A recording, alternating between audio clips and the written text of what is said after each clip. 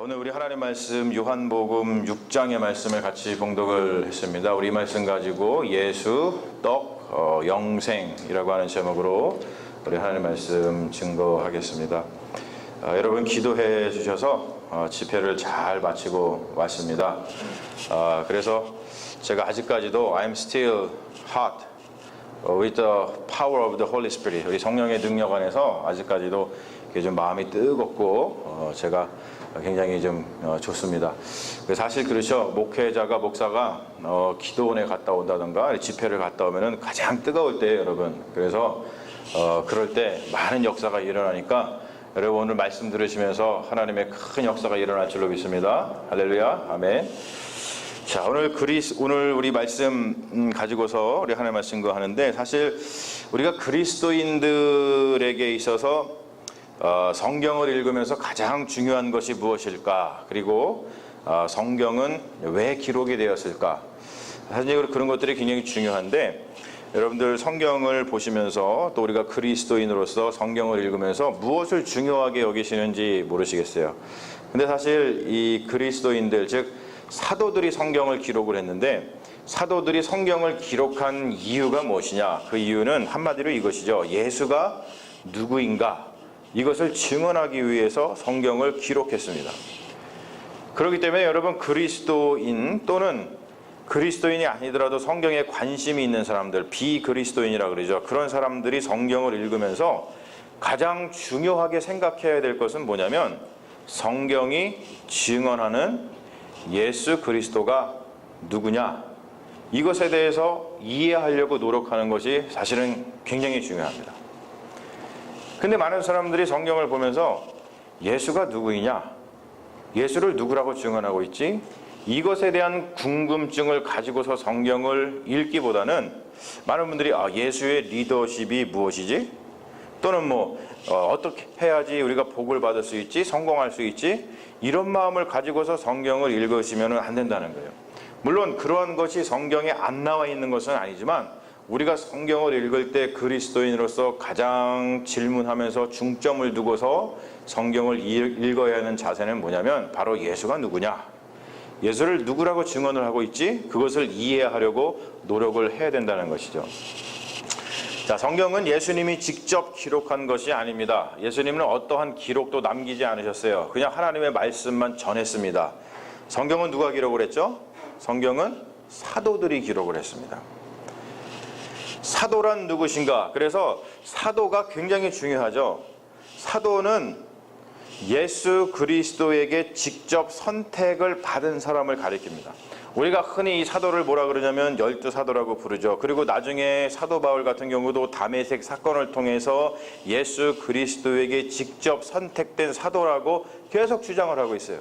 사도 바울이 쓴 로마서라든지 고린도전서, 데살로니가전서 이런 걸 보십시오. 거기 보면은 처음에 인사를 할 때 내가 사도다, 근데 사도가 된 게 내 마음대로 된 게 아니고 예수님이 나를 택해서 그렇게 된 거다라는 것을 계속 아주 집요하게 주장하는 것을 볼 수 있어요. 그 뜻은 뭐냐면, 사도라고 하는 것은 예수님이 직접 선택한 사람들이다, 그런 뜻입니다. 제가 적어온 게 있는데 사도에 대해서 조금 더 우리가 중요하기 때문에 한번 보겠습니다. 사도라고 하는 것은 직접적인 뜻을 가지고 있는데, 그 직접적인 뜻은 뭐냐면 스할리에라고 하는 히브리어의 뜻을 가지고 있어요. 영어로다가 옮기면은 메신저라는 뜻하고 비슷합니다. 영어로 우리가 사도를 갖다가 아포슬 이렇게 얘기를 하는데, 구약의 선지자와 같다고 보시면 돼요. 그런데 사도라고 하는 것은 그 신분이 사적인 신분이 아닙니다. 자기 마음대로 나는 사도야 이럴 수가 없어요. 사도는 공적인 신분을 가지고 있습니다. 왜냐하면 그가 사도가 된 것은 자기 자신의 뜻이라든지 자기의 의지 때문이 아니에요. 나는 사도가 되고 싶어, 나는 사도가 될 거야, 이래서 사도가 되는 것이 아니라, 누가? 하나님께서, 예수 그리스도께서 직접 선택해 주셨기 때문에 사도가 되기 때문에 그렇습니다. 여러분, 우리가 나란 일을 하는 사람들을 갖다가 공직자라고 불러요. 왜 우리가 공직자라고 부릅니까? 공직자는 스스로 그 자리에 있는 것이 아니죠. 내가 대통령이 될 거야, 내가 국회의원이 될 거야, 내가 무슨 장관이 될 거야 라고 해가지고 공직자가 되는 게 아니에요. 누가 뽑아줘야지만? 국민이 뽑아줘야지만 대통령이 되는 거고 국회의원이 되는 거고 그리고 여러 관료들이 될 수 있는 거예요. 그렇기 때문에 공직자다라고 부르는 것이죠. 공직자가 법에 의해서 어떠한 권위를 가지듯이 사도는 성령의 법에 의해서 어떠한 권위를 갖습니다. 어떤 권위를 갖냐면 사도는 교회를 세우고 교회를 다스리는 권위가 있고 무엇보다도 하나님의 말씀을 대언하고 하나님의 말씀을 기록하는 권위를 가지고 있어요. 그래서 그들은 성령의 법에 의해서 부여된 그 권위를 통해서 교회를 세웠죠. 그리고 교회를 다스렸습니다. 그리고 사도들이 한 일이 뭐냐면 무엇보다도 하나님의 말씀을 전했어요. 우리가 알다시피 성령을 받고 나서 사도 베드로도 나가서 하나님의 말씀을 엄청 열심히 전하지 않습니까? 그리고 사도 바울도 여행을 다니면서 저쪽에 유럽까지 가가지고 그 당시에 세상 끝이라고 하는 저 스페인에까지 가가지고 말씀을 전하기 위해서 노력을 했고, 무엇보다도 여러분 중요한 것이 있죠. 그 사도들이 뭘 했냐면 하나님의 말씀을 기록했습니다. 그래서 우리는 현재 그들 사도들이 기록한 성경을 하나님의 말씀으로 받아서 읽고 있어요. 여러분, 오늘 말씀의 사도는 예수에 대해서 이렇게 증언합니다. 뭐라고 증언하냐면 나는 하늘에서 내려온 살아있는 떡이니 사람이 이 떡을 먹으면 영생하리라. 영어로 보면 I'm the living bread that came down from heaven. If anyone eats of this bread, he will live forever. 이렇게 기록을 하고 있어요. 여러분, 여기서 우리가 세 단어, 아주 중요한 단어와 그리고 또 그들의 관계를 볼 수 있는데, 여기서 나는 누구죠? 사도가 지금 증언하는 나는 예수예요. 근데 그 예수를 뭐라고 증언하고 있어요? 생명의 떡이라고 얘기하고 있어요. 그런데 그 떡을 먹으면 뭐 한다고 얘기해요? 영생을 얻는다 얘기를 합니다. 그래서 예수, 떡, 그리고 영생, 이 세 단어가 굉장히 중요한 단어이고, 그리고 그것이 연관되어 있는 것을 오늘 말씀 속에서 우리는 볼 수 있습니다. 자, 우선 오늘 말씀을 보면 분명한 것은 사도가 예수를 구약에 나오는 만나와 연결시키고 있다는 거예요. 여러분, 만나는 뭐죠? 만나의 용도가 뭡니까? 만나는 어디에 쓰이는 거죠? 네, 만나는 먹는 거예요. 먹거리입니다. 근데 지금 사도가 예수가 누구인가를 설명하고 있을 때, 예수가 누구인가를 증언하고 있을 때 만나, 즉 먹거리에 비유를 하고 있습니다. 이스라엘이 광야를 지날 때에 그 광야에서 죽지 않고 살아남을 수 있도록 한 것은 하나님께서 매일같이 하늘에서 내려주신 만나였습니다. 구약 성경에서 명시되고 있는 바 만나는 하나님으로부터 온 것이다. 제가 지난주에 말씀드렸죠. 만후, 이거는 what is it? 이것이 아니라 from him, 하나님께로부터 온 것이다. 만나가 그런 것이었어요. 그것을 만나는 사람들의 생명을 살리는 먹거리였습니다. 만나가 만약에 없었다면 이스라엘 백성은 광야에서 그냥 굶어서 죽었을 텐데 만나 때문에 살았다는 거예요.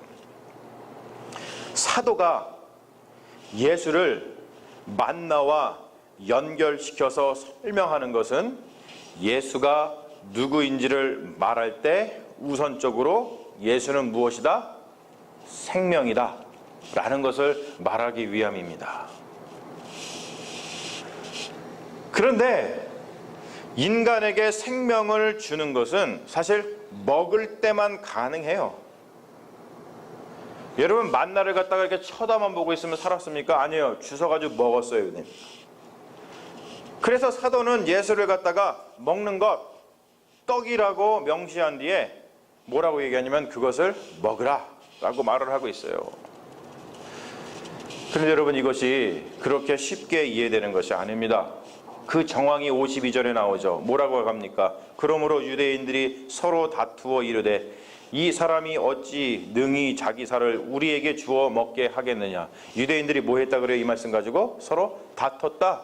말은 뭐냐면 무슨 말 같지도 않은 소리를 하고 있느냐. 어떻게 예수라고 하는 이 사람을 우리가 먹을 수 있느냐. 이게 도대체 무슨 뜻이냐 라고 하면서 서로 싸웠다는 거예요. 이해가 안 되니까. 사실 이러한 오해가 실제로 한국 기독교 역사에서도 있었어요. 기독교가 한국에 처음으로 소개되었을 때 그때가 조선시대였죠. 그때에 이러한 소문이 파다했습니다. 그때는 한문투로다가 이 저기를 번역을 했기 때문에 예수교를 갖다가 한문으로다가 야소교라고 얘기를 했어요. 그래서 그들이 뭐라 그랬냐면 야소교인들은 사람의 피와 살을 먹는 식인종이다. 이러한 소문이 퍼졌습니다. 여러분, 지금 이러한 얘기를 들었을 때의 마음이 어떠세요? 되게 웃기죠? 지금 생각하면 굉장히 웃긴 얘기지만 예수님 당시의 유대인들의 반응이나 한국 기독교의 초기 시기의 반응이나 또한 이것이 무엇이 뜻하는지를 모르는 지금 현대인들의 반응이나 다르지 않습니다. 어떻게 살과 피를 먹을 수 있습니까? 그리고 살과 피를 먹는다는 것이 도대체 무슨 의미를 가지고 있습니까? 초대교회는 사도의 가르침을 받아서 예수님을 먹는 것이 생명이라는 것을 실천하고 그것을 증언하기 위해서 어떠한 예식을 발전시켰어요. 그 예식이 뭐죠? 바로 성찬식입니다. 성찬식에서 쓰이는 빵과 포도주는 성찬을 위해서 드리는 기도가 있는데 그 기도를 드리는 순간 더 이상 빵이나 포도주가 아니라 예수님의 살과 피가 된다고 우리 그리스도인들은 믿고 있어요. 그래서 그거를 성령의 일이라고 이야기를 하고 그렇게 포도주와 빵이 예수님의 살과 피로 변하는 것은 미스테리, 정말로 하나님께서 우리에게 주시는 신비이다, 은혜이다 라고 고백하는 것이 우리 그리스도인들의 고백입니다. 그래서 초대교회부터 성찬은 그리스도인에게 있어서 복음을 전하는 핵심 전례가 되었어요. 여러분, 그렇죠? 우리는 성찬식에서 빵과 포도주를 먹는 것이 아니라 무엇을 먹습니까? 예수님의 살과 피를 받아 먹습니다. 왜 그렇죠? 왜 그러냐면 오늘 말씀 때문에 그렇습니다. 예수님의 살과 피를 먹는 것은 우리를 영생에 이르게 한다고 믿기 때문에 그래요. 여러분 믿으시는 줄로 믿습니다. 여러분 믿으시죠? 할렐루야. 그런데 여러분, 여기서 제가 여러분들한테 도전을 드리고 싶은 것은 뭐냐면 문제가 있어요. 우리가 영생이 무엇인지를 잘 모르거나 또는 그 영생이라는 말을 오해한다는 것이죠. 제가 영생에 대해서 좀 더 자세하게 설명드리기 위해서 적어왔는데 넘겨봐 주세요. 대개 영생은 eternal life라고 영어로다가 옮깁니다. 생명, 즉 life에 eternal 이라는 게 붙어서 우리 한국말로는 영원한 생명이라고 번역을 해요. 그런데 eternal이라고 하는 말의 원래 의미, 즉 사도가 기록할 때의 사도의 언어가 뭐냐면 에이스 턴 아이오나라고 하는 뜻이에요. 이게 헬라어입니다. 그런데 우리는 사도가 이 이야기를 쓸 때 왜 이 단어를 가져다가 썼는지에 대해서 사실은 잘 생각하지 않아요. 그래서 우리는 그냥 보이는 대로 우리 자신이 이해하는 대로 이것을 생각하는 경향이 있습니다. 그래서 우리는 영원한 생명 그러면은 죽은 이후에 어떠한 영원한 삶이 있구나 그런 것만 생각을 한다든지 아니면 또 죽은 후에 천국에 가는 것을 영원한 생명이라고 생각하는 경향이 있습니다. 그 말은 뭐냐면 우리는 영원이라는 말이 나오면 미래적인 사건, 미래에 뭐가 있을 것이야 라고 하는 생각하는 경향이 있어요. 그런데 여러분, 제가 여러분한테 지금 계속 사도라는 것을 주장하는 이유는 뭐냐면 그것은 바로 사도의 가르침을 왜곡하는 거예요.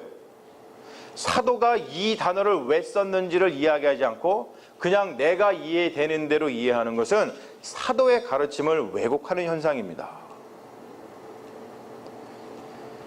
그러면 이터널이라는 뜻은 무엇이냐? 왜 사도가 이 말을 갖다가 썼느냐? 이터널이라는 것, 즉 에이스턴 아이오나라는 의미는 저기 써있죠. 신적인이라는 뜻입니다. 하나님이라는 뜻이에요. 즉 뭐냐면 영원이라고 하는 것은 not, 미래적인 사건이 아니라 영원이라고 하는 것은 사도가 의미했던 건 뭐냐면 영원은 현재적인 사건입니다. 다른 말로 표현하자면 뭐냐면은 영생하리라 라고 하는 말은 죽은 후에 영원히 살 것이다 라는 뜻이 아니라 지금 여기에서 네가 하나님의 생명을 살 것이다 라고 하는 뜻입니다. 사도가 말하고 싶었던 것을 자기 마음대로 이해한 사람하고 사도가 말하고 싶은 것을 온전히 이해한 사람의 삶은 같을 수가 없어요. 잘못 오해하면 잘못 살아가는 거고 온전히 이해하면 온전한 삶을 누릴 수가 있습니다. 우선 여러분, 잘못 생각하는 사람들, 영생을 미래에 일어날 사건으로 생각하는 사람들, 죽은 후에 천국으로 가는 것만 생각하는 사람들에게 벌어지는 일이 뭐냐면 가장 위험한 일이 벌어지죠. 현실을 부정하게 된다는 거예요. 그들은 현실을 악한 것이라고 생각을 하고 현실에서 벗어나야 된다고 생각을 하고 현실은 아주 가치가 없는 것이라고 생각을 합니다. 그래서 그들은 현실의 일에 대해서 등한시하고 죽은 후에 천국 가는 일만 생각을 한다는 거예요. 대개 이러한 유혹에 빠지는 일은 현실 세계에서 고통을 겪거나 영혼의 고독, 영혼의 곰주림, 영혼의 갈등을 심하게 겪는 사람들에서 나타납니다. 여러분 생각해 보세요. 사기꾼이 속여먹기 가장 좋은 사람이 누군지 아십니까? 사기꾼이 속여먹기 가장 좋은 사람 누군지 아세요? 절실한 사람입니다. 절실한 사람.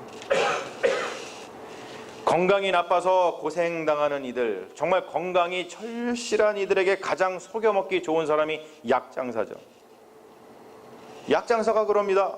그런 사람들한테 가가지고 당신 지금 이것 때문에 아프지 않습니까? 이것 때문에 지금 죽을 것 같지 않아요? 그런데 이 약을 먹으면은 그 병에서 금방 나을 수 있습니다 라고 속입니다. 영혼이 곤고한 사람들은 이단에 쉽게 빠지죠. 왜요? 절실하니까. 뭐라도 잡고 싶은, 지푸라기도 잡고 싶은 마음이 그 안에 절실하기 때문에 이단에 쉽게 빠지는 거예요. 그래서 그들은 가정을 버리고 직장을 버리고 친구들을 버리고, 즉 현실을 부정하고 영생을 보장하는 그 집단에 들어가서 살게 된다는 것이죠. 제가 여러분들께 권면하고 싶은 게 있어요. 여러분, 삶에 여러 가지 문제가 절실할수록 조심해야 합니다.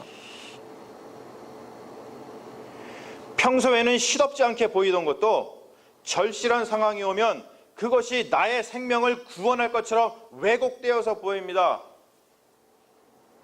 평소에 지나가면서 저 개똥 아무것도 쓸 거 없는 것처럼 우리가 보이지만 마음이 절실하면 그 개똥이 뭘로 보여요? 약으로 보여요. 그래서 우리나라 법에 뭐가 있어요?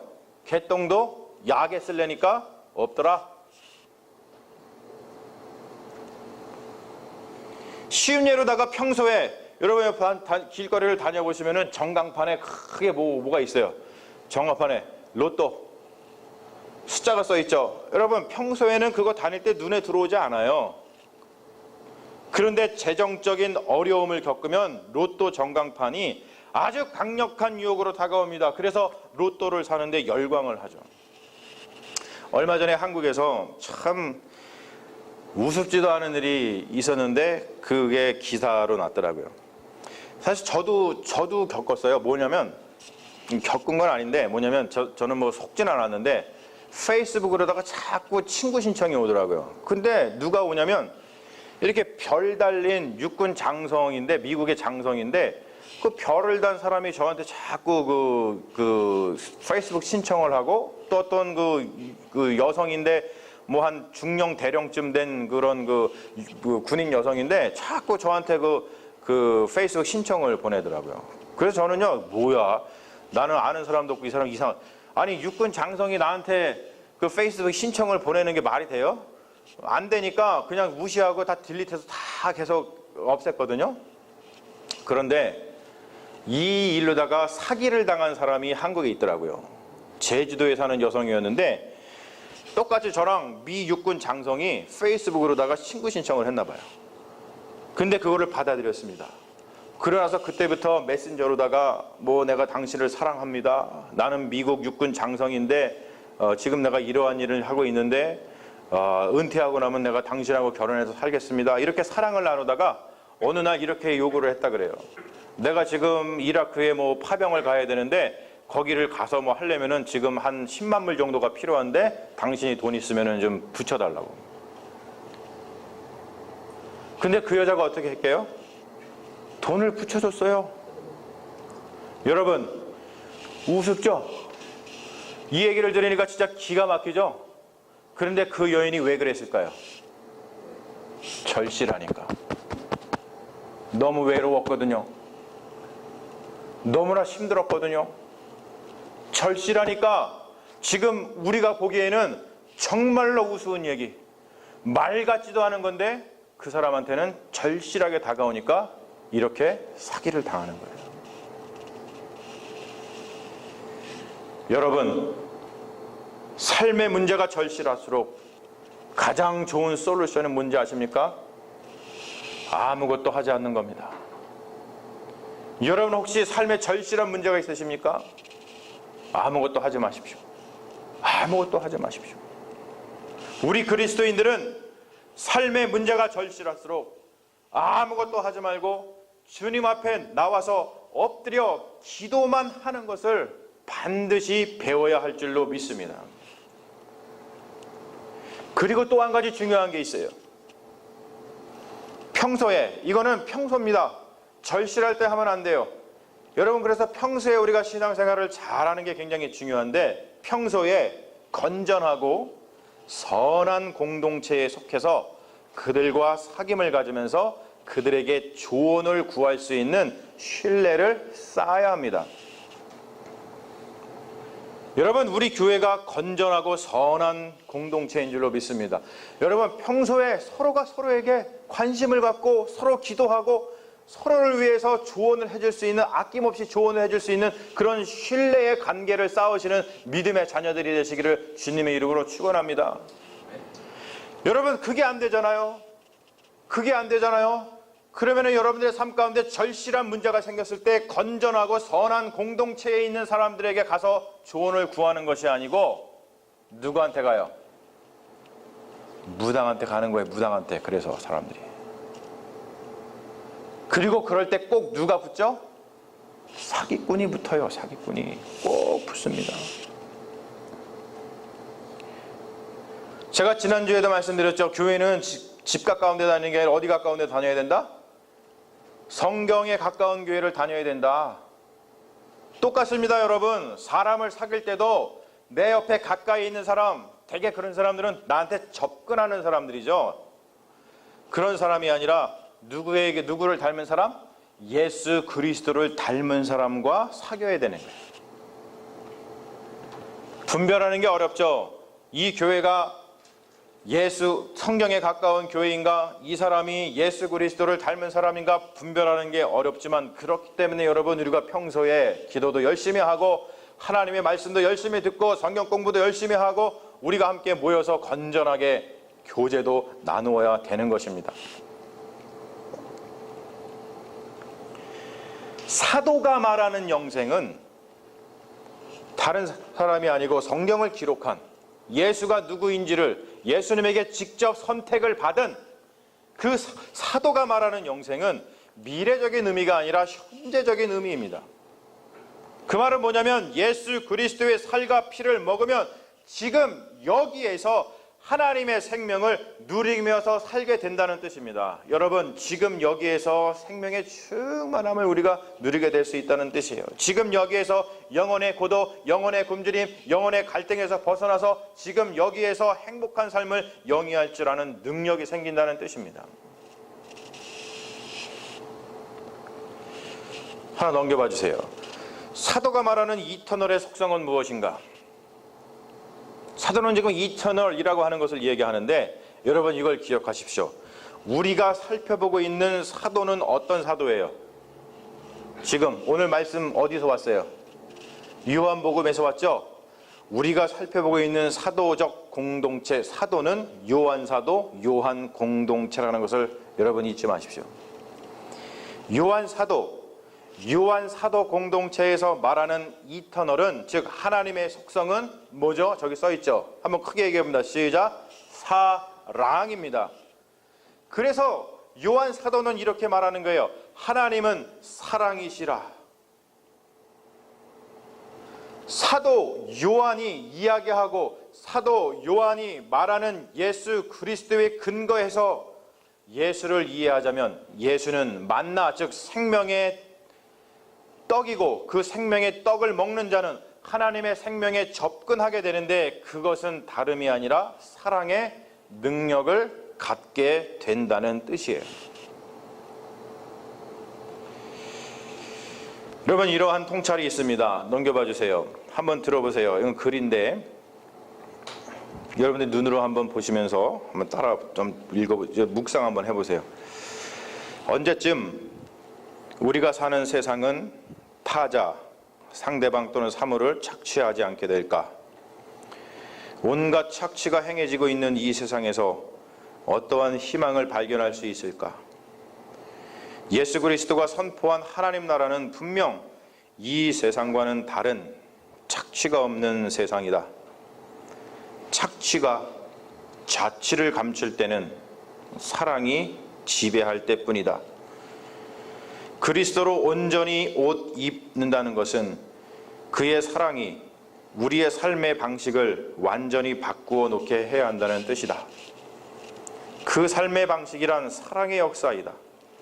하나님의 통치가 완전히 임하는 종말에는 이 세상의 모든 불의한 착취가 사라지겠으나 종말을 기다리며 사는 우리들이 최선을 다해서 사랑하는 일에 힘써 그 나라를 미리 맛보는 것 외에 우리에게 어떠한 희망이 존재하겠는가? 마지막 말입니다. 사랑하는 일을 멈추느니 차라리 나에게 죽음을 달라. 여러분, 그렇지 않습니까? 착취가 자취를 감출 때는 사랑이 지배할 때뿐입니다. 이 세상은 나한테 뭔가를 착취하려고 또는 우리가 다른 사람에게 뭔가를 할까? 그래서 나의 결핍을 어떻게 채울까? 이러한 방식으로 돌아가지만 여러분, 우리가 사랑을 하게 될 때는 우리는 다른 사람을 착취하거나 나를 착취하지 않고 나를 충만케 하고 그리고 다른 사람을 충만케 하기 위해서 나 자신을 내어주게 되어 있어요. 사랑의 능력을 가진 자는, 사랑의 능력을 회복한 자는 현실을 도피하지 않습니다. 하나님의 사랑을 마음에 가진 자는 영혼의 고독, 영혼의 굶주림, 갈증 때문에 괴로워하지 않습니다. 왜냐하면 사랑은 결핍이 아니라 사랑은 넘침이고 사랑은 나눔이기 때문에 그렇습니다. 사랑이 마음에 충만한 자는 가정을 버리고 떠나지 않습니다. 오히려 가정을 사랑으로 잘 섬깁니다. 사랑이 마음에 충만한 자는 세상에 무관심하지 않고 세상의 아픔과 고통을 바라보면서 공감할 줄 압니다. 그리고 그 아픔과 고통을 해결하기 위해서 무엇이라도 헌신하려고 합니다. 사랑이 마음에 충만한 자는 자기의 결핍을 채우기 위해서 다른 이들을 착취하는 것이 아니라 오히려 다른 이들의 결핍을 채워주기 위해서 나 자신을 내어줍니다. 누구처럼요? 예수님처럼.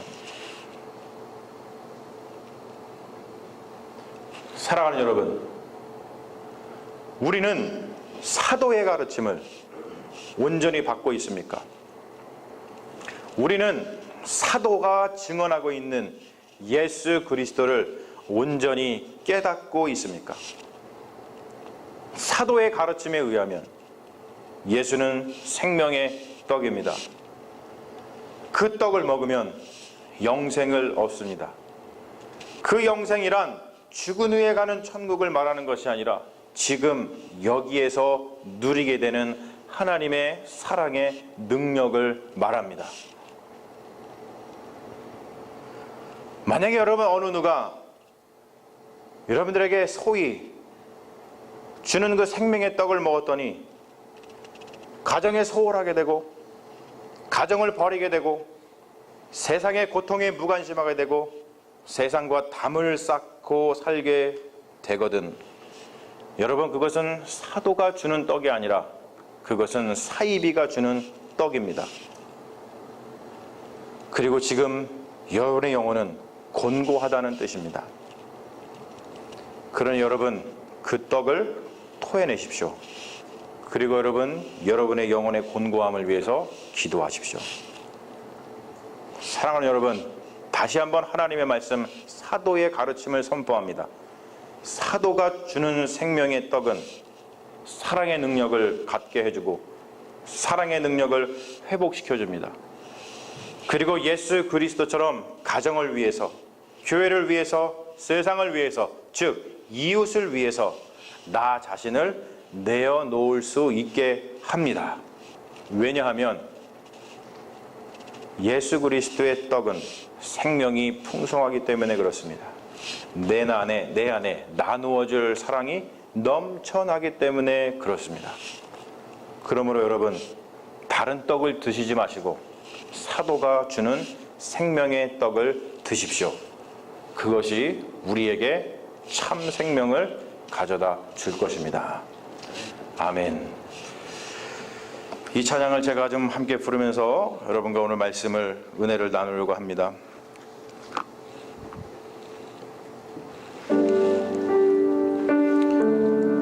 오늘 말씀 기억하면서 이 찬양을 한번 들으시면서 말씀을 기억해 보세요.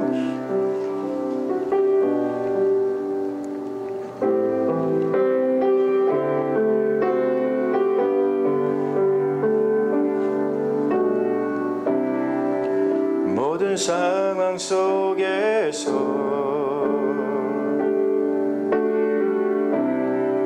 주를 찬양할지라.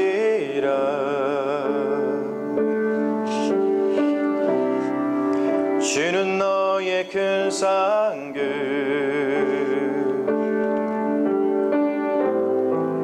큰 도움이시라.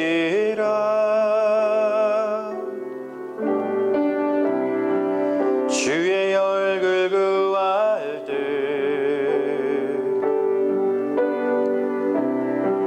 주의 영을 부으사 크신 사랑 안에서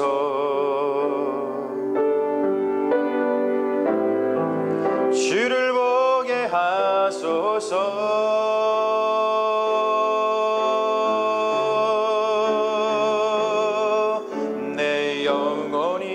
확정되고 확정되어 싸우니 믿음에 눈들어 주를 바라봅니다.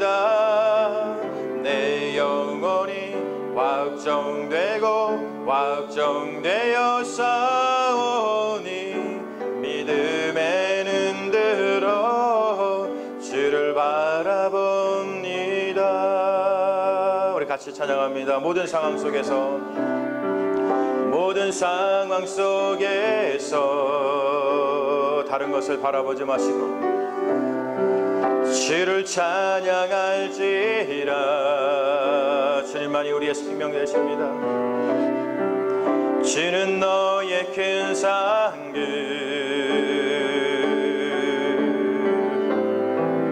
큰 도움이시라.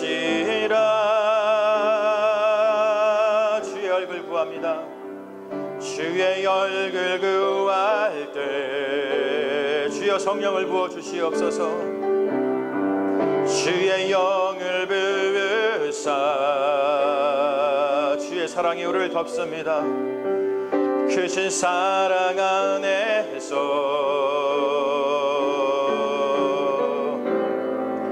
주를 보게 하소서.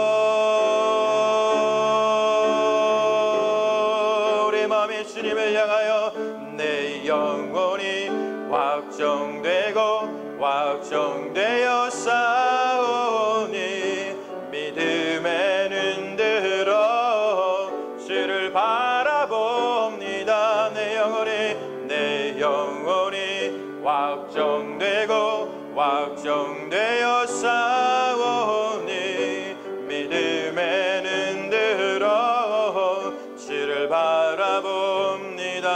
내 영혼이 확정되고 확정되어 싸우니 믿음에 눈들어 주를 바라봅니다.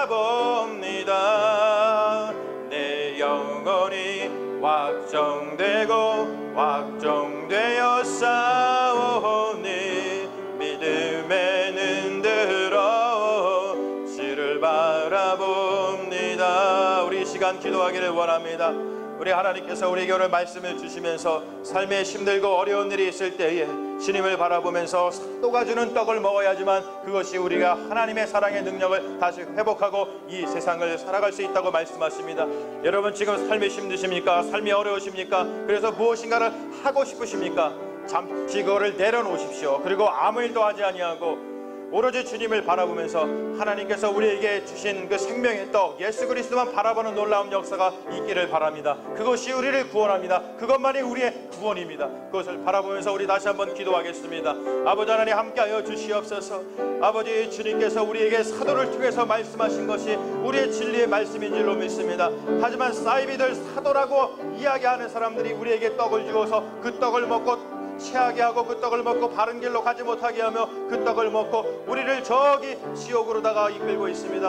하나님의 그것을 토해내게 하여 주시옵시고 오직 사도가 주는 귀한 말씀을 통해서 사도가 주시고 있는 그리스도의 떡을 먹고서 우리가 온전히 살아가기를 원합니다. 하나님이여 그 떡을 먹을 때 사랑의 능력이 회복되고 아버지 지금 바로 여기에서 하나님께서 주시는 그 영원한 생명을 누리면서 살아갈 수 있음을 믿습니다. 하나님이여 주여 우리의 삶의 문제들을 다른 것으로 해결하지 아니하고 오직 생명의 떡이신 예수 그리스도를 바라보면서 해결하는 믿음의 종들 되게 하여 주셔서 아버지 우리가 먹는 떡이 다른 떡이 아니라 사도가 준 놀라운 떡 생명의 떡이라는 것을 예수 그리스도의 떡이라는 것을 날마다 고백하면서 사랑의 능력을 회복하고 사랑의 능력 안에서 살아가며 아버지 하나님께 영광 돌리는 믿음의 자녀들이 될 수 있도록 주님 역사하여 주시옵소서.